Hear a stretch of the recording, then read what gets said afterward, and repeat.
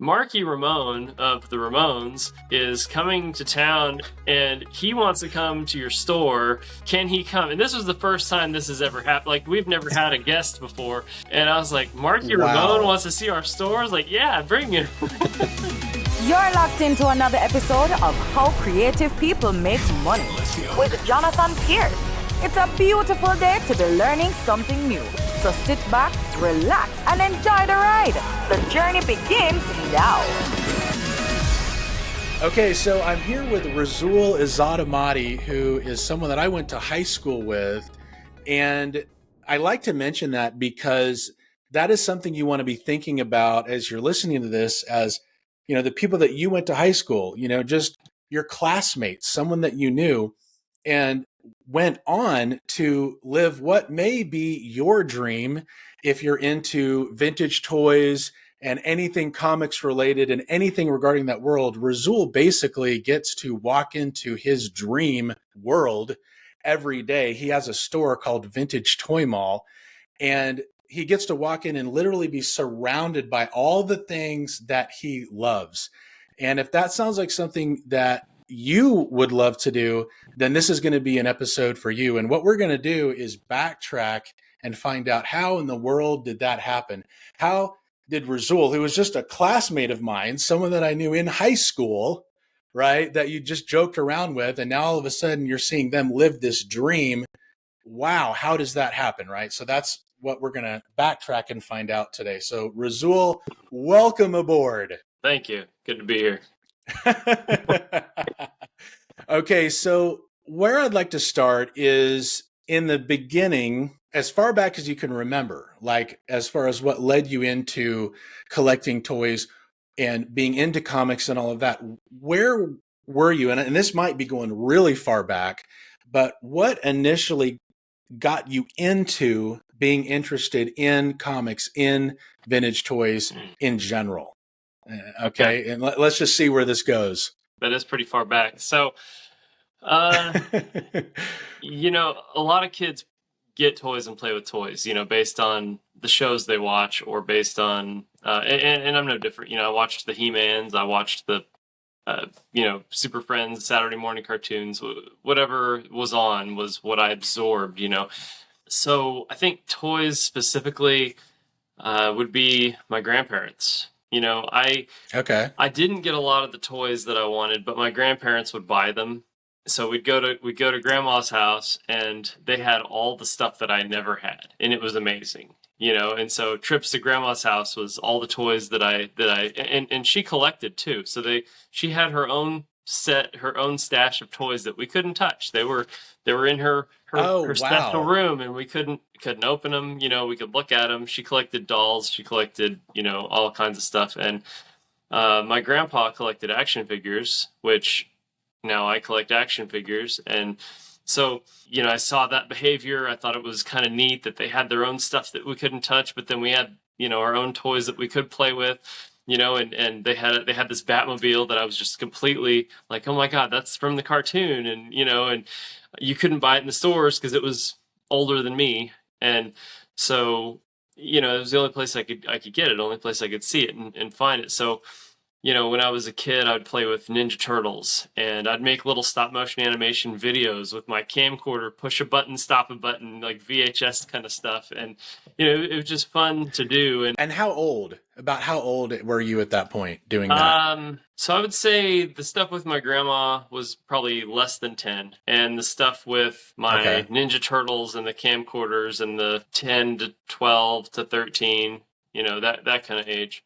Okay. So there was a point where I thought the toys were cool, and I kept buying them, and I'd open it, I'd play with it, and it didn't really capture my interest out of the packaging. Like the marketing behind it, the original artwork, the graphics, you know, all that stuff, it as one package made it super appealing. And then I opened it up and I'm like, all right, well, it's just some doll on my shelf.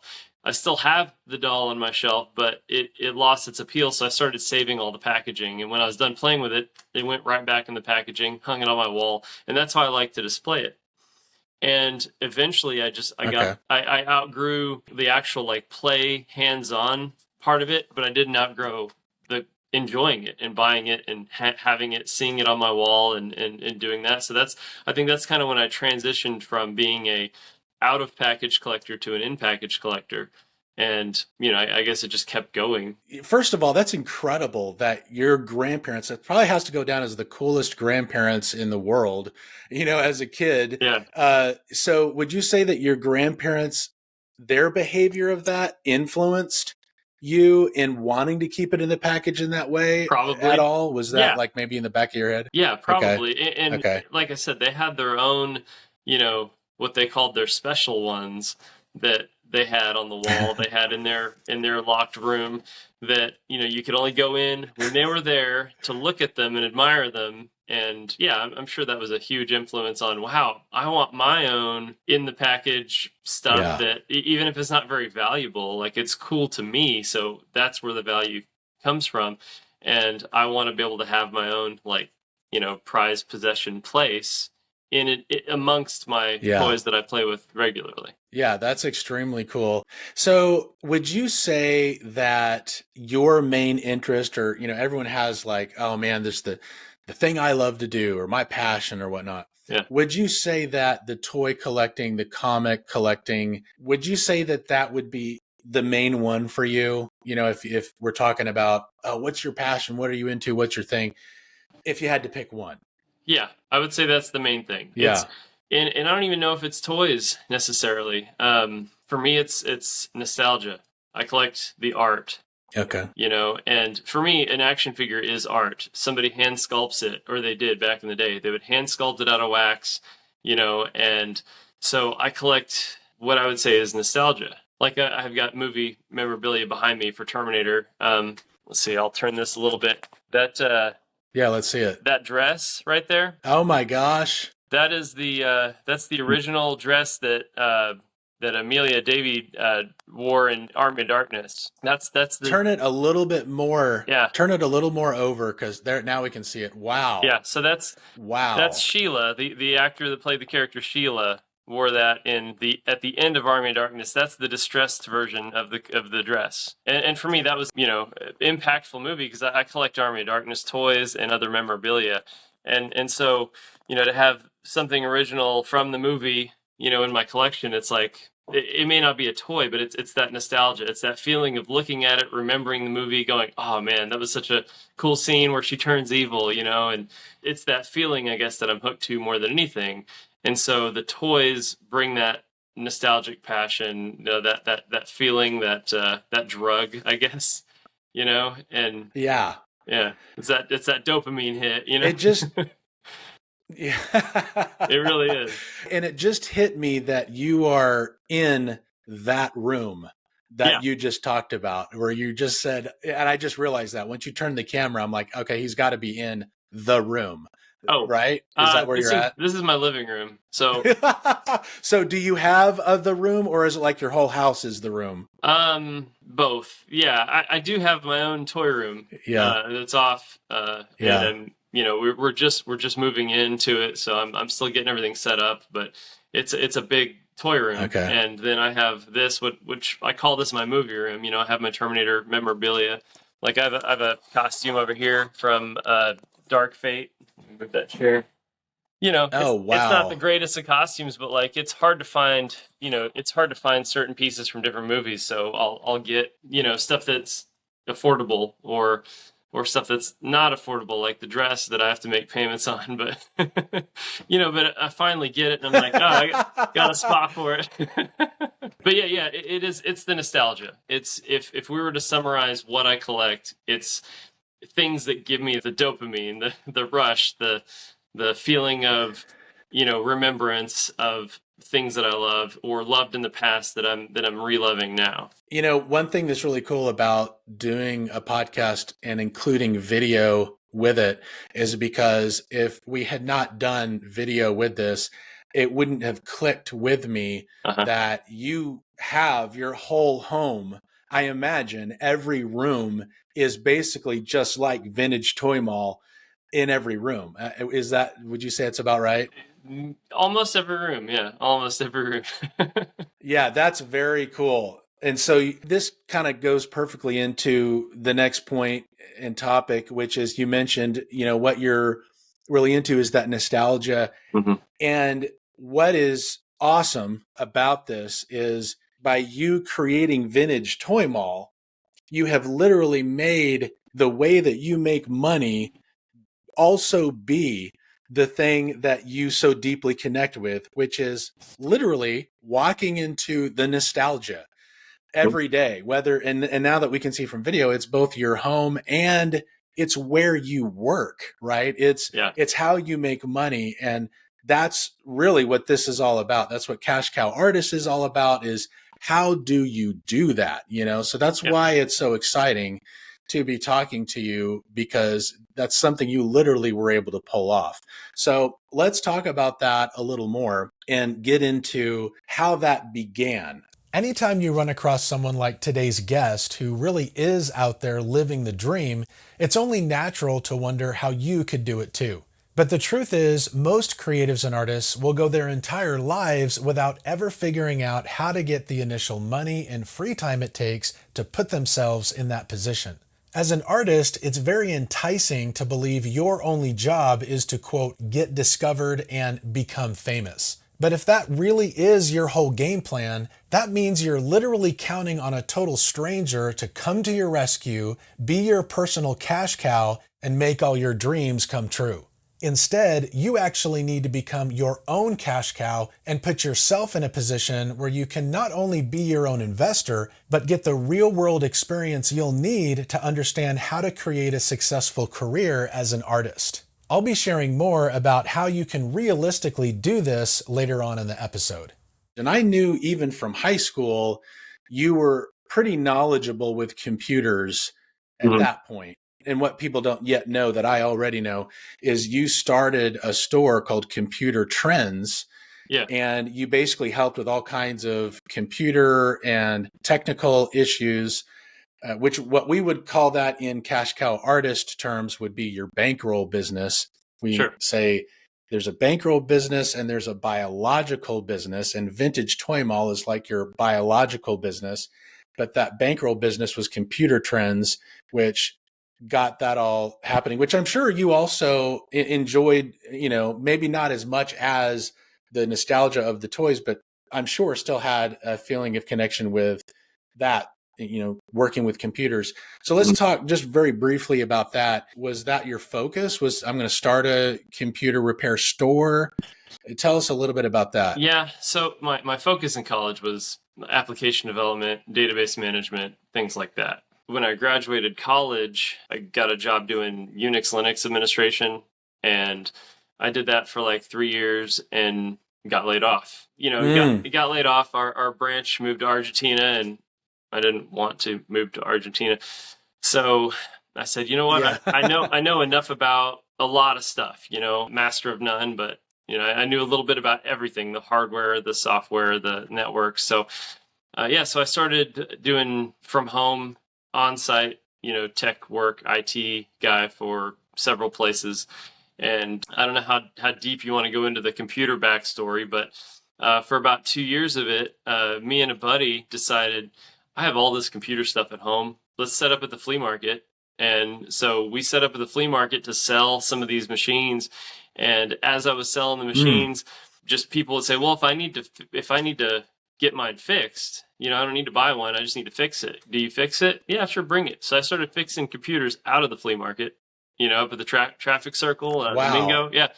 So I had a spot there. And then after about 6 weeks, I asked them for a bigger spot. So I got a bigger spot, set up a full workbench and all this stuff, and started fixing computers out of the flea market with a buddy.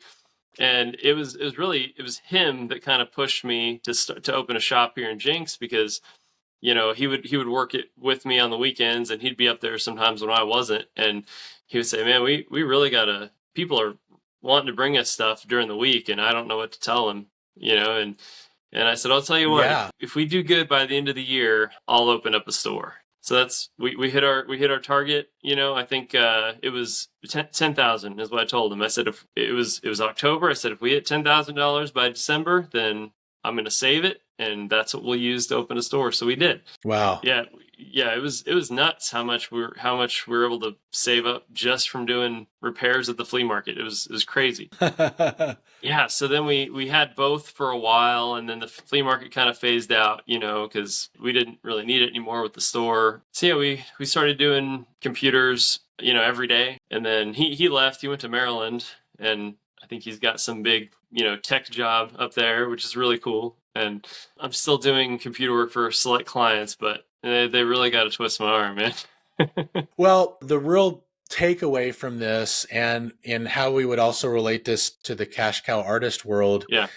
is you were able to identify something that can earn a lot of money. There are certain tasks, there are certain things that customers, that they don't need their arm bent in order to want to pay for. Yeah. They are literally ready and willing to pay for it, and also pay good money for it. And there are certain things like that exist.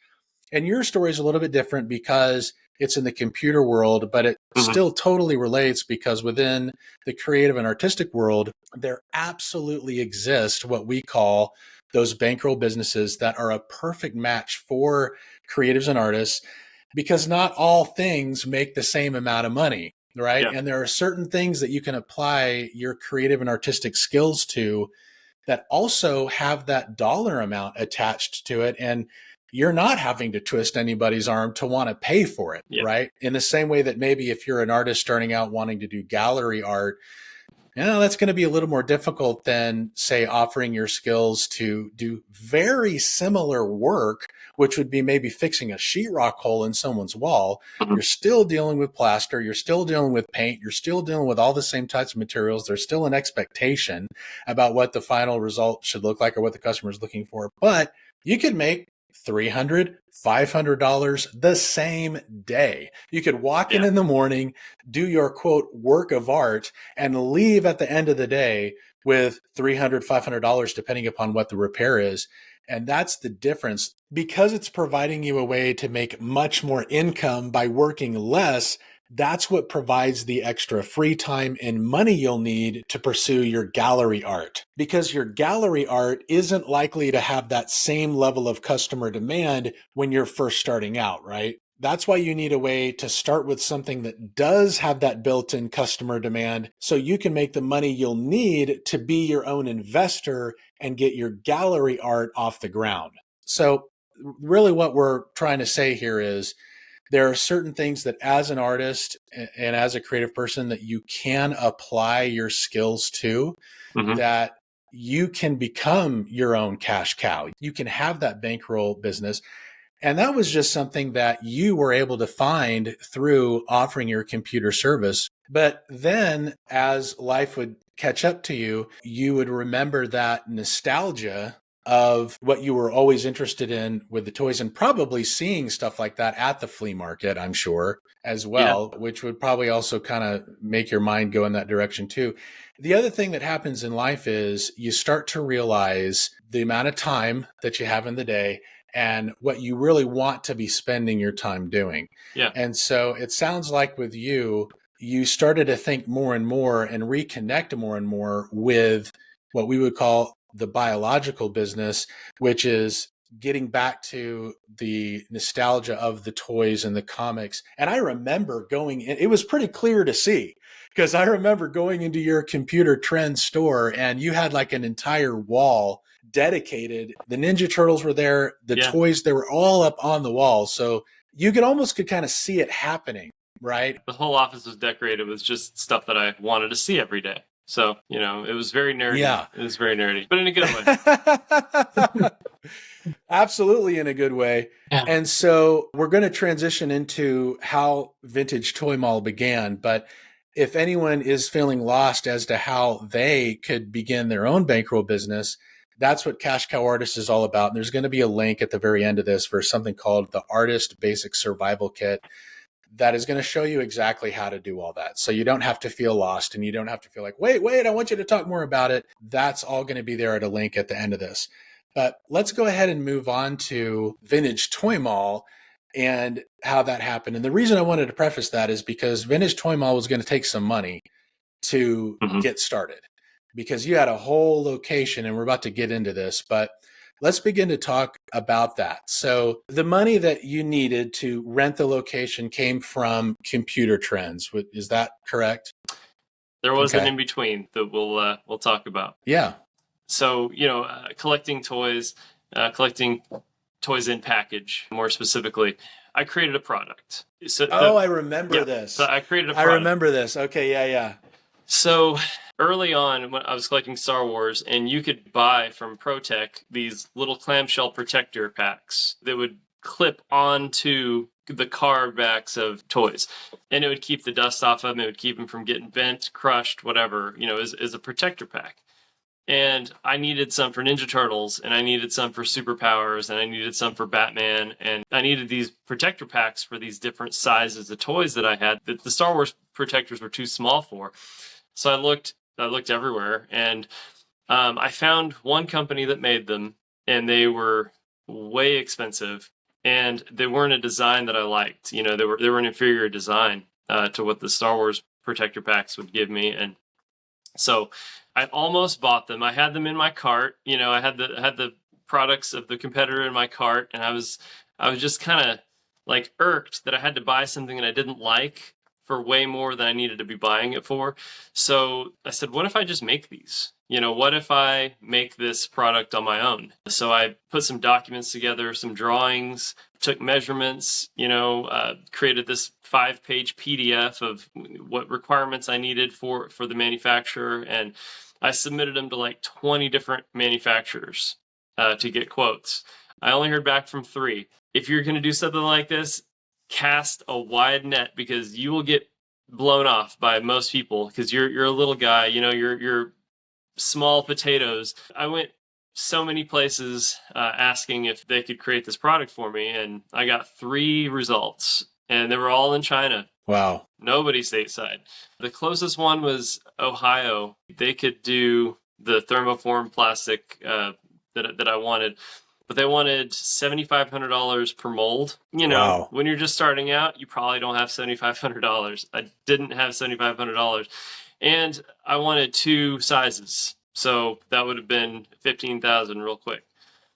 Just for the molds. Wow. Not including anything else. So I found a few suppliers in China, and they basically told me, if you order 5,000 quantity or more, we'll waive the mold fee. Oh, wow. If I didn't order that many quantity, the mold fee was $100.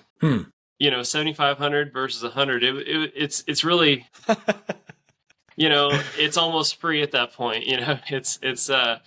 It really shows how it's really hard to manufacture in the U.S. Even if you try. It's really hard.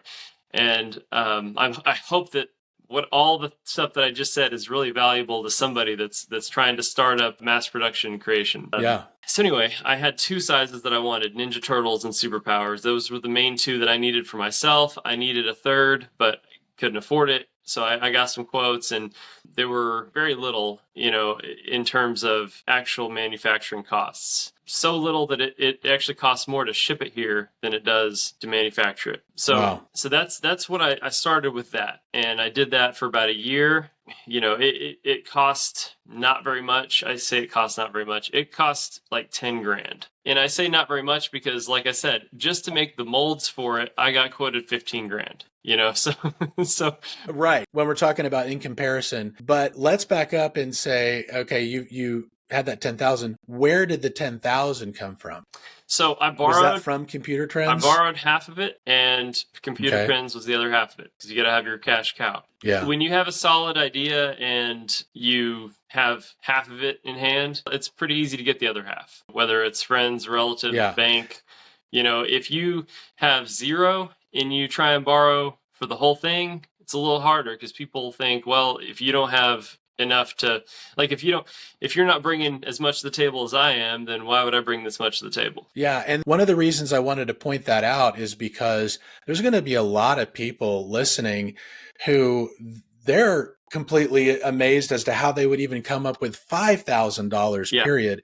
So I just want to point out the importance of the point that we're making with these differences in the bankroll business and the biological business. Yeah. When you're feeling like you're at a loss of wondering, I don't even know how I can get money. Mm-hmm. I really want to point that out, that the way that Rasoul was able to get started is he had that initial $5,000 from the money he was making in that bankroll business. And you got to keep in mind something else. The bankroll business, if we're going to simplify it, started in a flea market. Yep.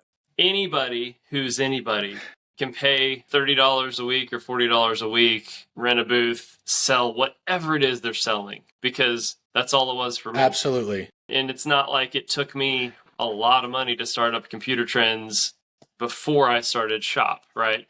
But I was able to start the shop up because I was peddling used laptops and desktops, at the local flea market, for about 2 years. And it is some know-how. But like what you were saying with any trade, somebody that does sheetrock patches and muds it and paints it, a lot of trades are related to creativity. With me, I started with software development because for me, writing software and seeing it being used, it's not really art, but it is creation. So absolutely. Yeah, it's creation. So when you can take nothing like a blank notepad and turn it into software that people use, that people can click on and touch and enter data and run their business with, it's like, wow, it's kind of neat. Like it's creation. And so if we're saying that art and creation are the same, if not the same, they're very related, then, to me, that's kind of... Yes, and that's exactly what we're saying. Yes. Yeah. Yeah. And I'm really glad that you pointed that out,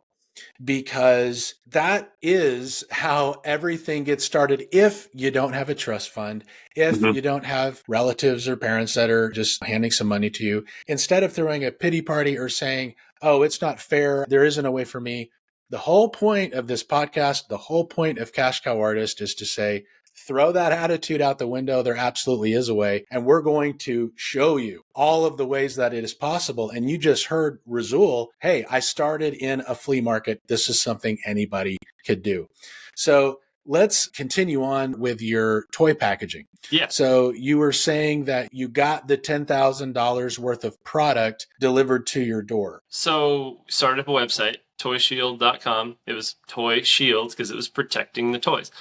So I started toyshield.com and just social media, because I'm already in a ton of toy groups, on all these platforms. And I'm a big collector anyway. So people know me just from being a big collector. And you throw out there that, hey, there's a new product that fits exactly what you're collecting.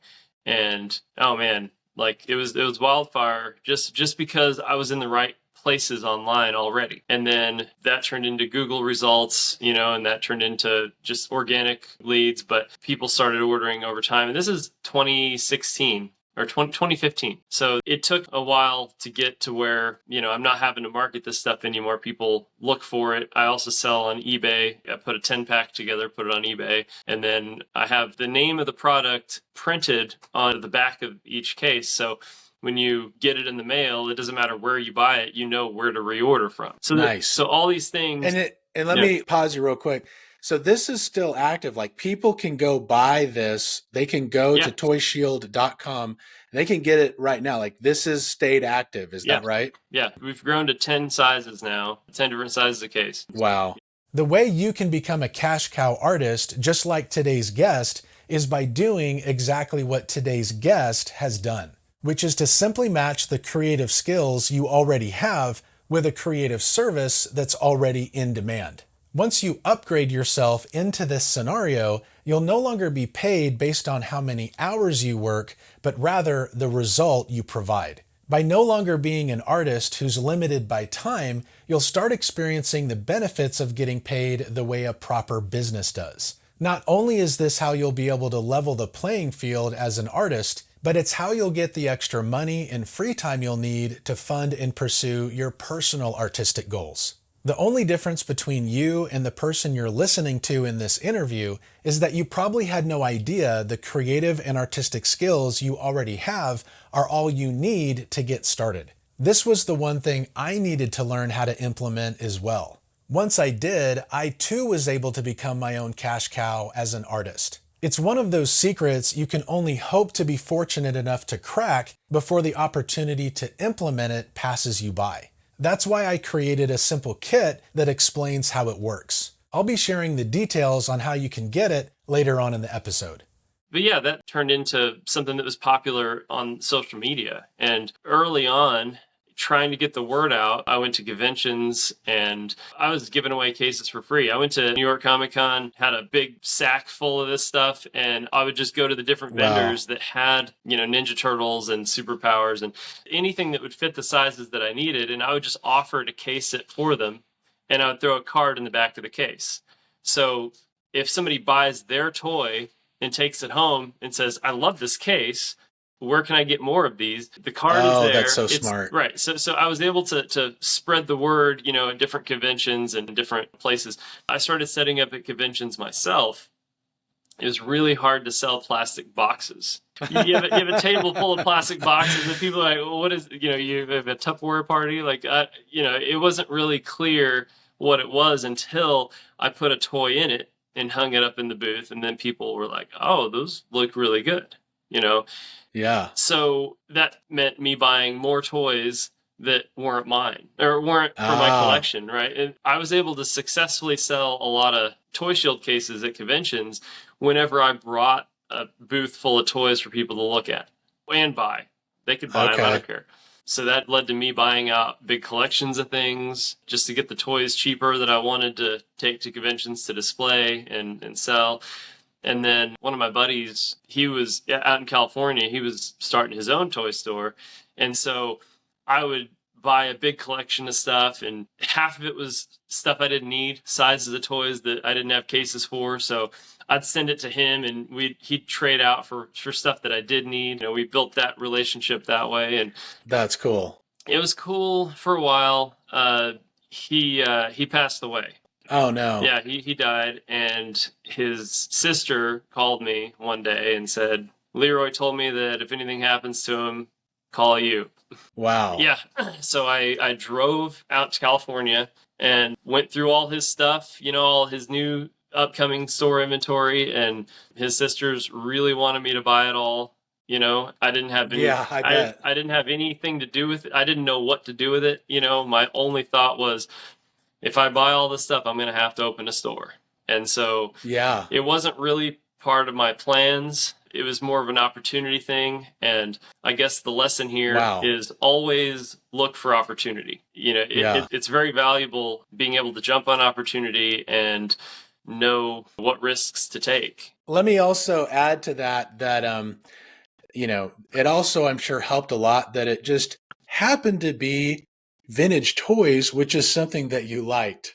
Yeah. I think a lot of people, and that's kind of wanted to touch on that a little bit, because I think a lot of people get blanket, and this happens to artists and creative people a lot. Mm-hmm. They get blanket statements about like, just go out there and try multi-level marketing and try to be a real estate agent and try to get into insurance, but really what artists and creative people need is they need to be able to connect with what they're doing. I'm sure you would have felt totally different if it was like a insect collection of, dead insects. Yeah.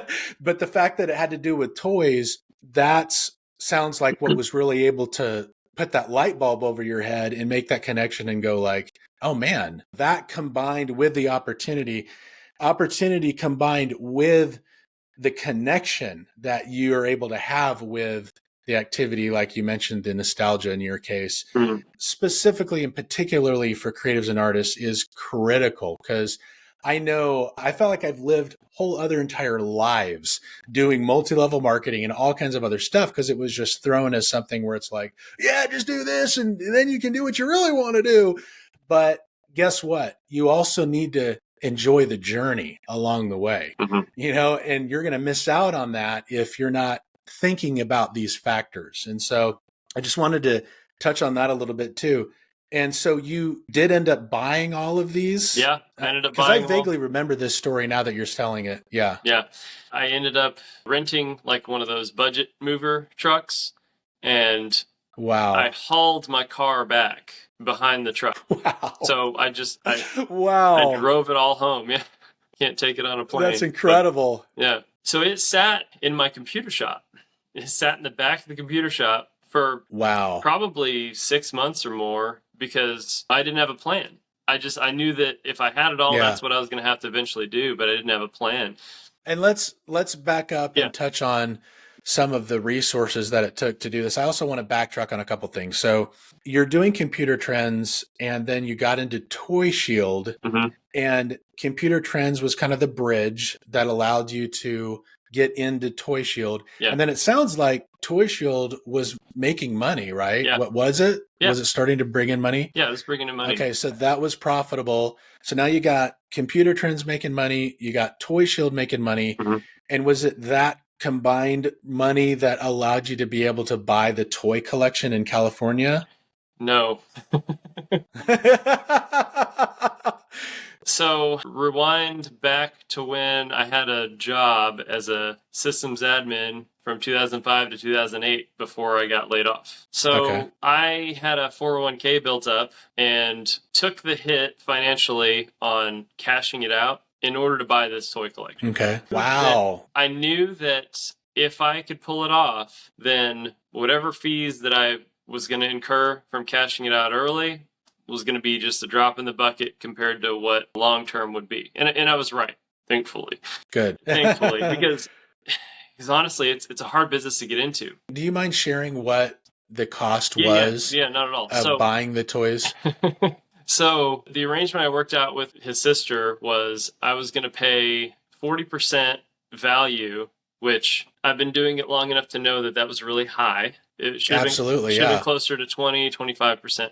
But I paid 40% value of all the stuff that I didn't want for myself and 100% value on the stuff that I did want for myself. Because I'm still a collector too. That's very generous. I'm still a collector too. Well, it was also somebody that I cared about, you know. Absolutely. So it was $17,000 for everything, and then I had to rent the truck and all that. So it was every bit of my 401k. It was completely zeroed out, you know. And I probably had to put a couple thousand in it too. I don't remember. It's been a while. This is 2016. So Toy Shield had been going for a year, and then I got the call and went out and bought the collection. So so 17 something later. Yeah. And that was from cashing out a 401k. I think it cost around $6,000 in fees to do that. Wow. Yep. Wow. So that was an immediate loss. I don't regret it at all. So I brought back, I don't know, $30,000 worth of toys. Right? Yeah. It's a lot of toys, but it's not a lot of toys. Right? Okay.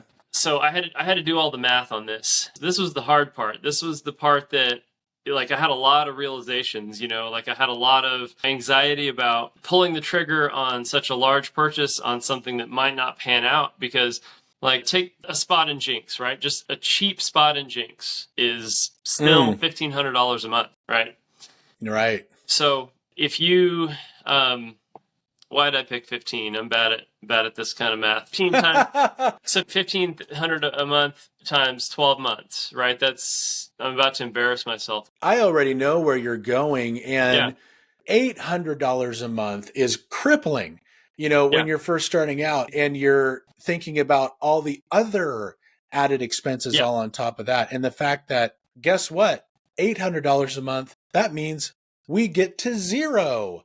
That means, after that, we can start making money. Yeah. So I totally know what you're saying. So let's say my first year expenses, if I can do it extremely cheaply, right? If I can just ramen and rice for months and not really pay myself and just have no staff and just keep the lights on and make this the smallest budget build I can, my first year expenses might be 30 grand, right? So I'm looking at $30,000 worth of toys and I say, if I sell 100% of everything I own in the first year, at the end of the year, I get zero, right? Yeah. Like, I'm giving this all away because my expenses are so, you know, I make nothing on everything that I've put into it. So that was the big realization, you know, that, 30,000 is a lot of money for toys.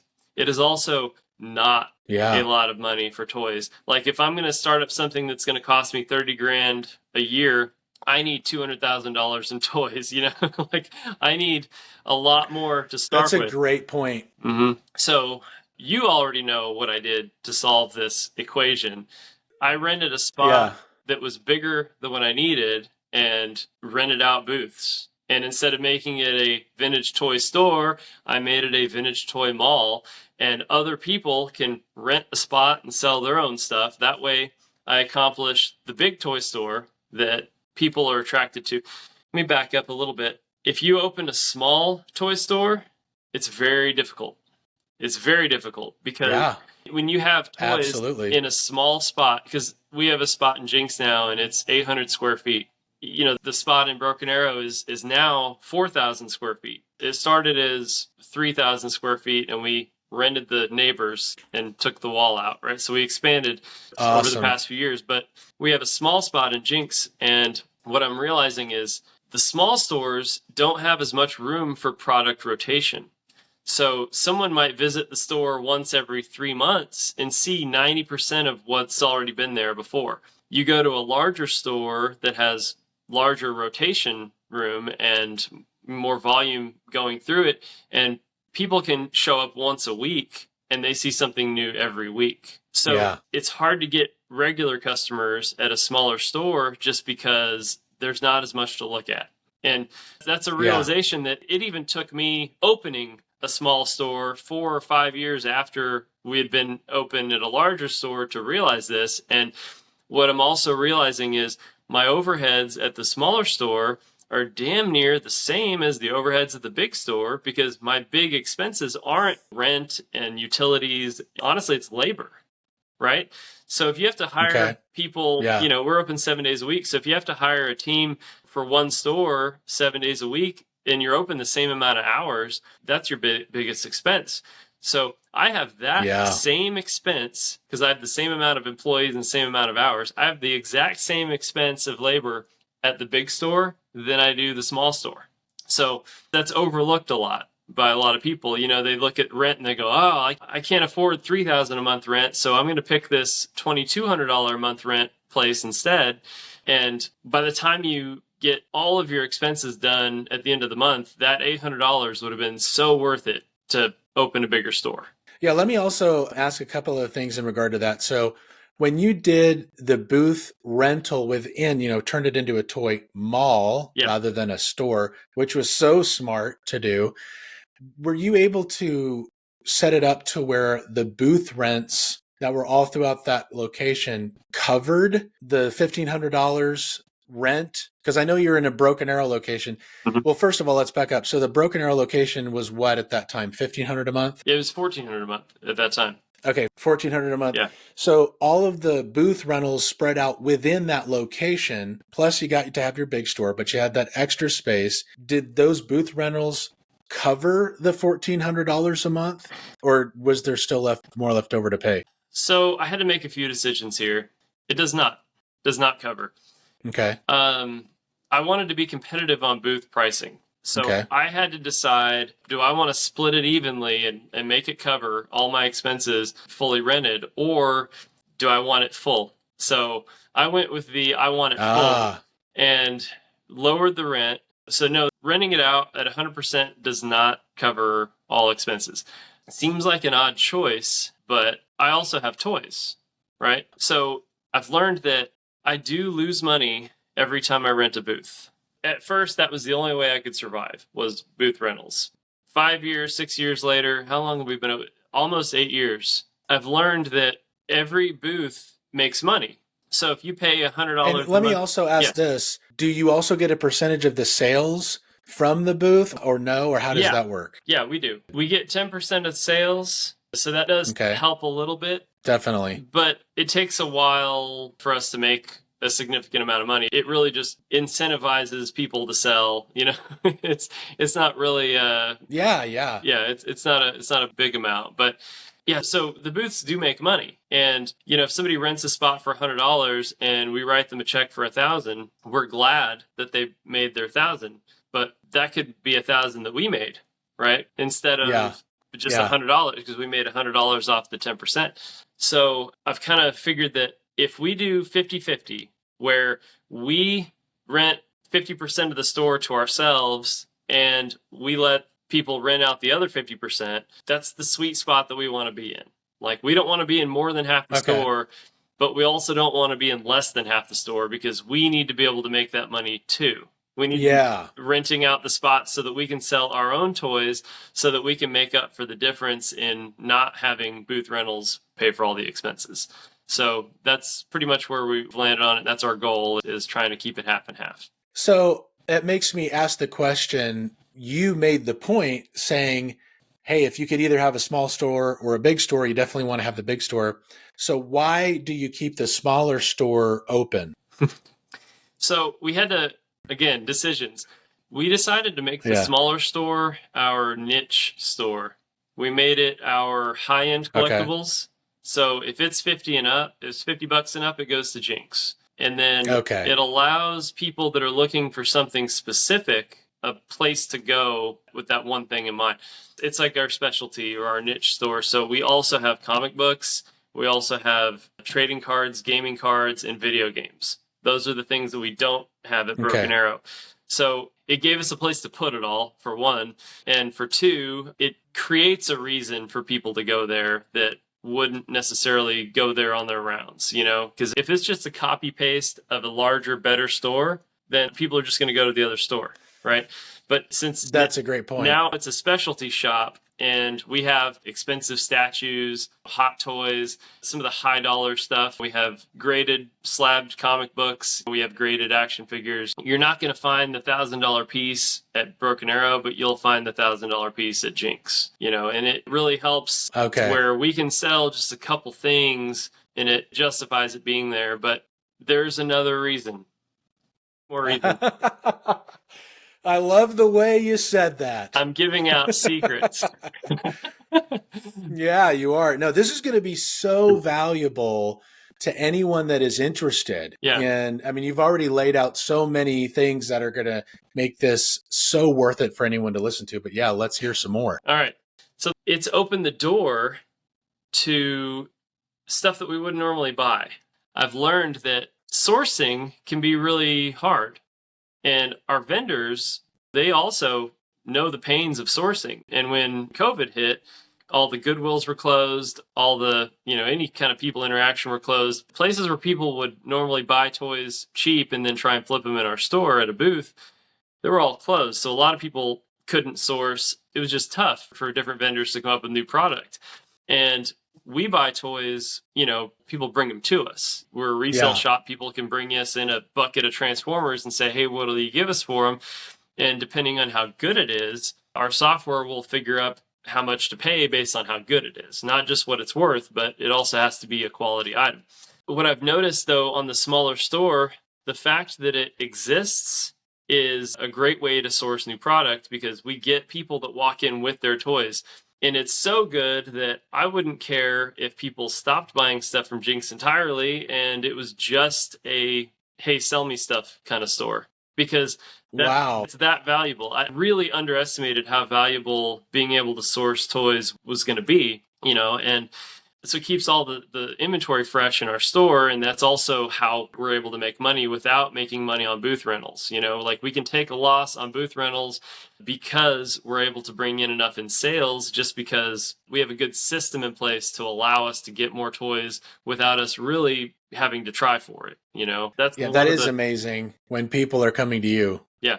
So that's one of the big secrets of Jinx is we are able to get a lot of good collectibles because we're there. And it doesn't really make the money that we need it to make, but we have enough avenues to sell the stuff that we buy that it really works out because we'll buy stuff at Broken Arrow, we'll buy stuff at Jinx, and depending on what the product is, we'll swap whatever store it needs to go to, and then we'll sell it in the appropriate store. That's really cool. I mean, this has turned out to be so much more of a gold mine of almost kind of like a bit of a college course, you could say, with the level of tips of experience. If someone's interested in doing something like this, getting that inside look into it. So we've already gotten into so many valuable things.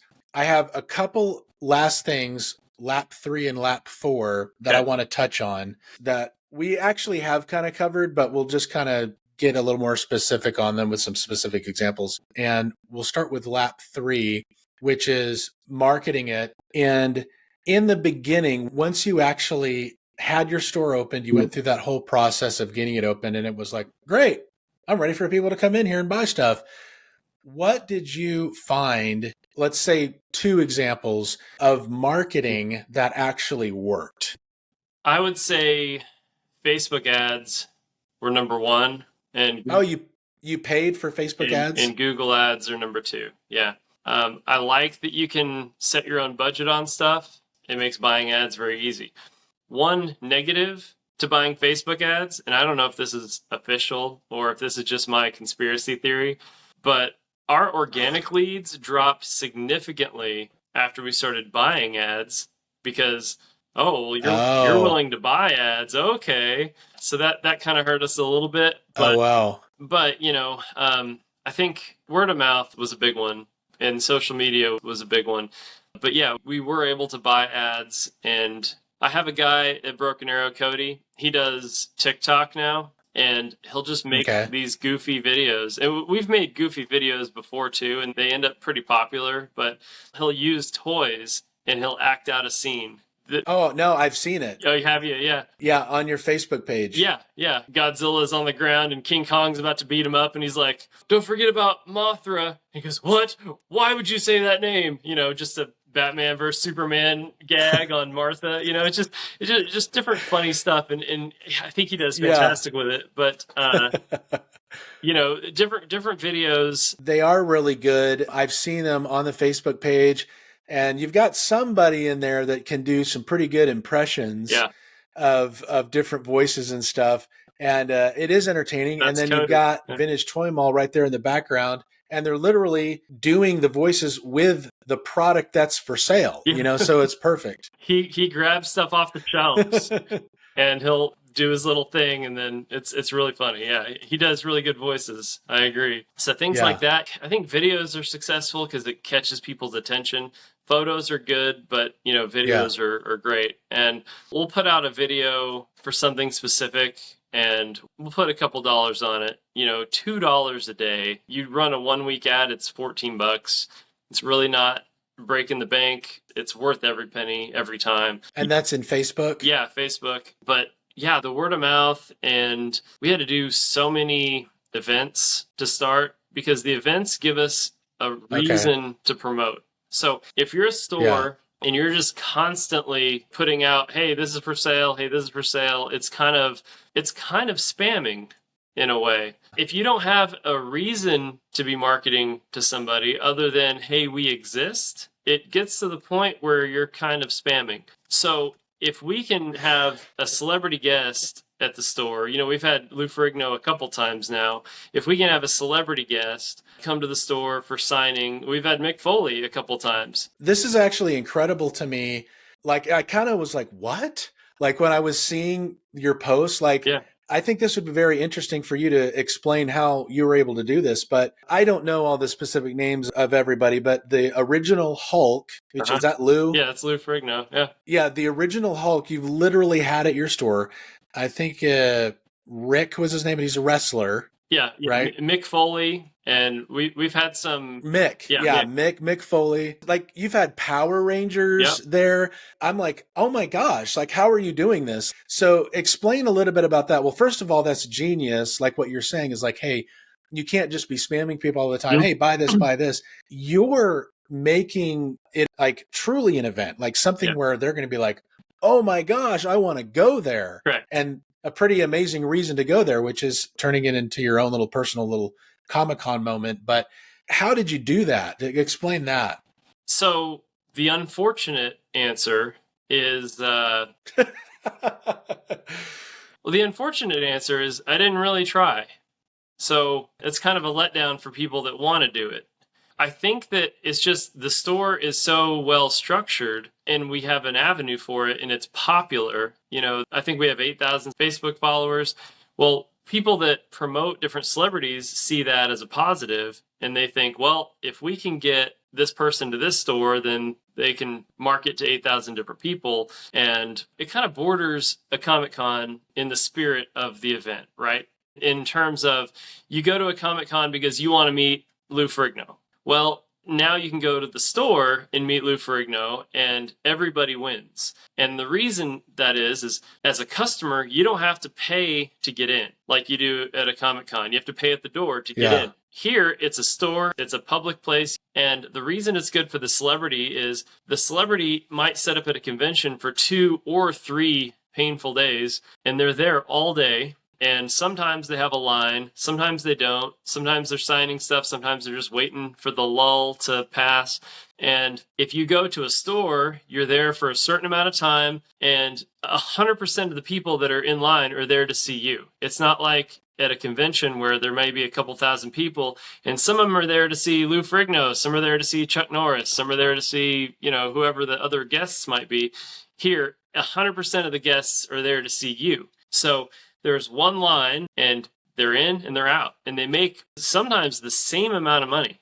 Wow. And I'm not really up on how this process works, but the star that's there, are they there to sell something like a book or autographs, or what are they selling? Most of the time they sell autographs and photos. That's what they sell. So, $50 for an autograph or $50 for a photo, or if you want both, it's usually $80 or something discounted to get both. And so people will show up and they'll bring their toys, they'll bring their comics, they'll bring their Funko Pops, their whatever memorabilia that they want signed, and they'll sign it. And if they don't have anything, they have headshots and other stuff. So that's how it works. And they'll come in, and they sometimes come in with a guarantee, but really, that's only happened twice for us with a guarantee. One of the promoters that brings a lot of the guests, he knows us and he knows they're going to hit the guarantee every time. So he doesn't even worry about it. But sometimes when it's a newcomer, they'll say, well, I have a 2,500 guarantee.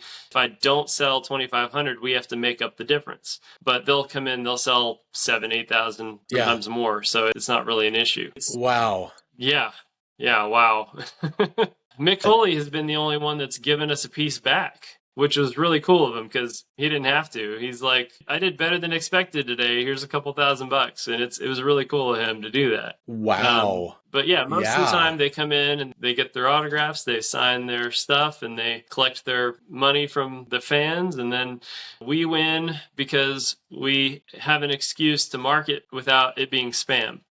Absolutely. You win because you now get to be a cool location. You now get to be the it factor and not just a place that's trying to sell something. You are transcending to a whole new place within how someone views your store, right? Sure. So that is so genius. Yeah, that was so smart. Did you actually seek that out, or was that something that kind of came to you? Well, the celebrities. There's a convention in Oklahoma City, and I helped this guy set up his website. He used to do ticket sales through TicketStorm, and he was getting charged all kinds of fees. And I said, man, I will help you for free. Just stop using these services, So I sat down with him and I got him set up on e-commerce, and he can do all his own ticket sales and not have to pay the fees. He can control 100% of it.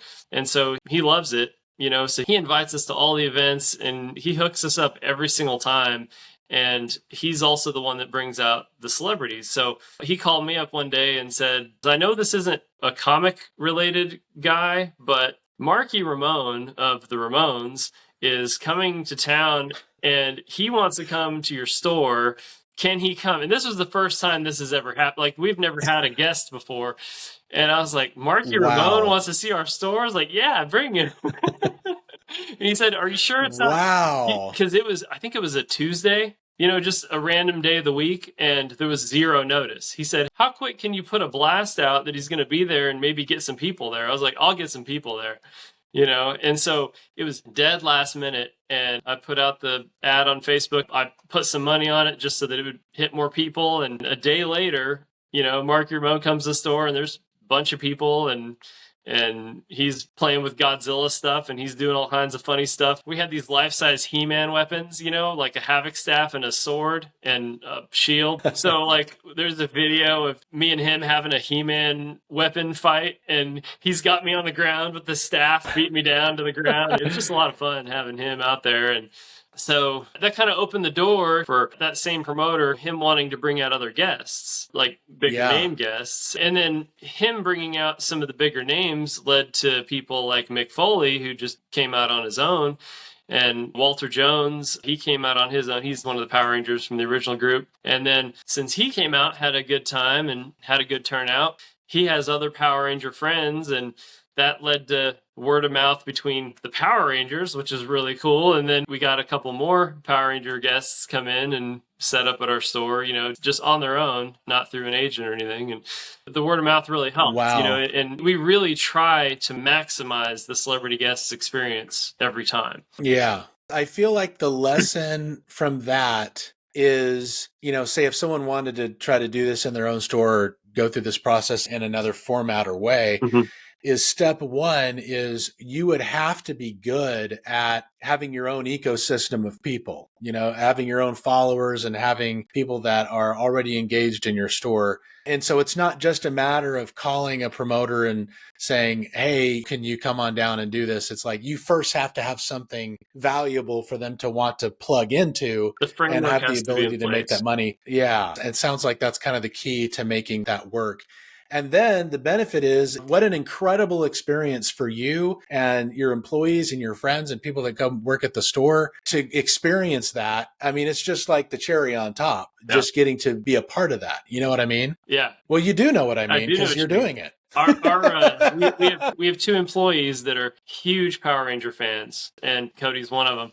And so when we had Steve Cardenas. Okay. Yeah. Apologies for blanking on the name, Steve. No.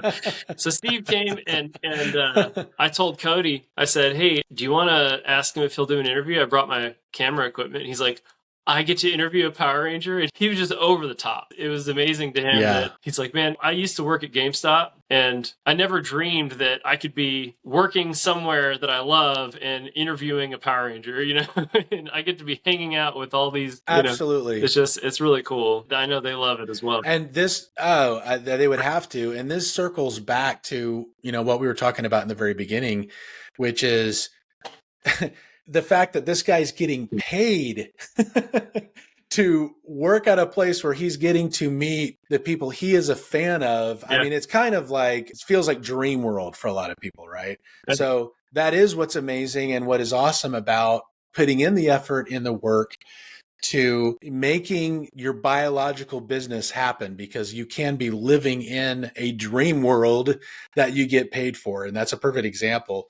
But let's move on to our last lap, which is lap 4. And we might have touched on some of this already, but this involves selling. But what were your first experiences making money in your store when you first opened it up? And how did you get your first customers? Now, we talked about Facebook ads, and that was part of what worked. But yeah, go ahead. People love events. And so have a grand opening. 100% have a grand opening. It's one more reason to market. Any reason you have to promote or market your services or your store, do it. And even if you just have a sale, as long as it's significant and it's not just, oh, they're doing this again, But the grand opening was no exception. I did the grand opening a month, maybe 3 weeks after we opened. So we had a soft opening, but then we had a grand opening like 3 weeks later. It didn't have to be the first day of business as your grand opening. So we did our grand opening, and it allowed us to put up signs on the doors. It allowed us to put a Facebook ad out, say, hey, we're now open for business. Grand opening is November 1st, I think is what it was back in the day. And we just made it a thing. And what happened at the grand opening? What was there to come to? Well, all the vendors came. At a multi-vendor mall, you don't really see the vendors a lot. They set up in their league. So, the vendors were there, and it was mainly just a big sale day. And a big sale day can be lame, but it can also be kind of cool. And since then, we now do 2 sales a year that are haggler sales. It's kind of strange because at a toy store, you should be able to haggle anyway. But since it's a multi-vendor mall, the vendors aren't there. Well, 2 days a year, the vendors are there, and they have the name tags with their tag. So you can go and you can haggle with them. We do Lucky Haggler at St. Patty's, and we do a Haunted Haggler at Halloween. And that also gives us a reason to market these things and put out these funny videos. I don't know if you saw saw our Hagler video for October, but we reenacted the Hagler scene from Monty Python's Life of Brian. We redid that whole scene, but in the toy store. But yeah, so any reason to put out a funny video and then you make it a whole thing. That's part of the trick, is every little thing you do, make it a whole thing. Don't just kind of throw it out there and hope that people show up. Like, put it in the paper if you can. Once a year, we do our what we call Geek Garage Sale. And basically, Geek Garage Sale is all the stuff that we don't really want to put on the shelves, but we don't really know what to do with it because it's all $1, you know? So we throw it in a bucket, and once a year, we'll put all the buckets on the tables outside, and we have Geek Garage Sale, and everything that's outside's $1, and you go and fill up a bag and bring it in, kind of thing. Well, the life hack that we discovered is in Tulsa World, you can post garage sale ads for free. Guess what this is? Oh, it's nice. a garage sale. So yeah, once we figured out we could post that, we've been doing it every year. And you know, the Geek Garage Sale is probably our biggest grossing event every year. People come out for Geek Garage. Oh, wow. Mm-hmm. Well, those are all really good examples of events. And that has kind of seemed to be something that has been a big factor for you, is having events. And those are all really great examples that are totally doable, that anyone could incorporate. They are. And that kind of brings it all full circle. And even I didn't expect this to be almost like a part of a course for someone that's wanting to start their own vintage toy store or toy store of any kind. Thank you so much for sharing and being so open with your knowledge and what you've been through. And what would you say would be the best ways for people to contact you in the future? Let's definitely get all your websites out there, and also just ways that if people want to connect into what you're doing, because